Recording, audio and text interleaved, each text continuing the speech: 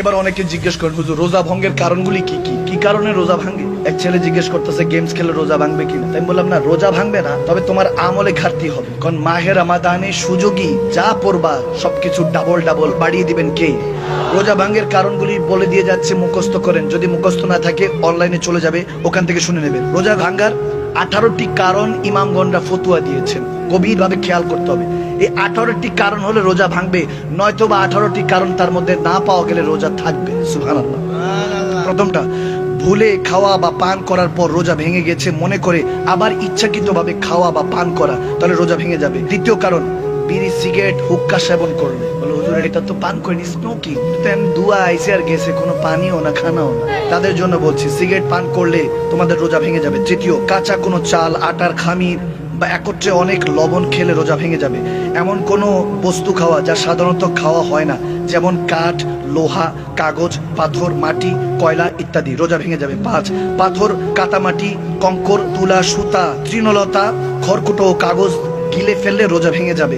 6, নিজের থুতু হাতে নিয়ে গিলে ফেললে রোজা ভেঙে যাবে।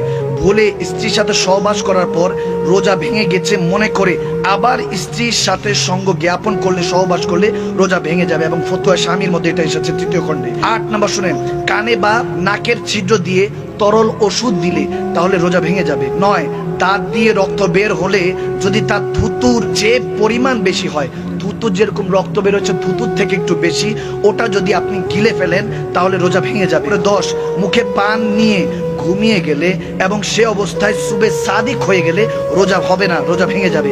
11, মাস্টার পেশেন্ট বলে হস্তমৈথুন করলে রোজা ভেঙে যাবে।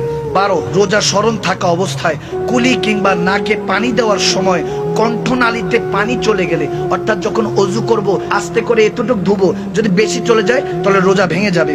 14, রাত মনে করে সুবে সাদিকের পর সেহরি খাইলে রোজা ভেঙে যাবে। এখানে আবার অনেকে বলে যে হুজুর আজান দিলে কি সেহরি করা যাবে কিনা? আজানের সাথে সেহরির কোনো সম্পর্ক নাই, ওটা হলো সুবে সাদিকের হিসাব করতে হবে। অনেক সময় আজান এক জায়গায় আগে দেয় পরে দেয়, টাইমিংটা হলো আপনাকে দেখতে হবে যে আজানের ওয়াক্ত কখন। ওই সুবে সাদেক হওয়ার আগ পর্যন্ত আপনার সেহরি চলবে। তবে আজান চলাকালীন অবস্থা অনেকে খায়, তাড়াতাড়ি শেষ করে ফেলতে হবে। যে আজান হয়ে গেছে সমস্যা নেই, মাদানী হুজুর বলছে আজানের পরও খাওয়া যাবে, এরকম হলে চলবে না। 15, ইচ্ছাকৃত ভাবে বমি করা বা বমি আসার পর তা গিলে ফেললে, যদি অনেক সময় অসুস্থতার কারণে বমি চলে আসে। আবার এখানে একটা বিষয় আছে, ইমামগণরা বলেন যদি রক্ত কোথাও কেটে গেল, কোথাও আঁচড় খেয়ে গেলাম বা কেটে গেল, রক্তটা যদি এখানে স্টপ থাকে অর্থাৎ প্রবাহিত না হয় তাহলে রোজা থাকবে। রক্তটা যদি প্রবাহিত হয় কিংবা যদি মুখের থেকে বমি বের হয়ে যায় তাহলে রোজা ভেঙে যাবে। 16, সূর্যাস্ত হয়ে গেছে মনে করে ভুলে দিনে ইফতার করলে রোজা ভেঙে যাবে। অনেকে মনে করে যে সূর্যাস্ত হয়ে গেছে কি ব্যাপার, এখনো তো আজান দেয় নাই মাগরিবের, এই চিন্তা করে যদি ইফতার শুরু করে ফেলে, তাড়াহুড়া করে, তাহলে রোজা ভেঙে যাবে। 17, যদি কেউ রাত ধারণা করে স্ত্রী সহবাসে লিপ্ত হয়ে যায় অথবা সুবে সাদেকের কথা জানতে পেরে তৎক্ষণাৎ সহবাস থেকে বিরত হয়ে যায়, তারপরও ফতুয়া স্বামীর 3য় খণ্ডে এসেছে রোজা ভেঙে যাবে। 18, বৃষ্টি বা বরফের টুকরো খাদ্যনালীর ভেতরে চলে গেলে রোজা ভেঙে যাবে। কারণগুলি বাংলায় লিখে এনে বলে দিয়েছে, কি কষ্ট হয়েছে? এই 18টা কারণ থেকে আল্লাহ আমাদেরকে হেফাজত করুক, আমিন বলেন। আরো জোরে বলেন আমিন।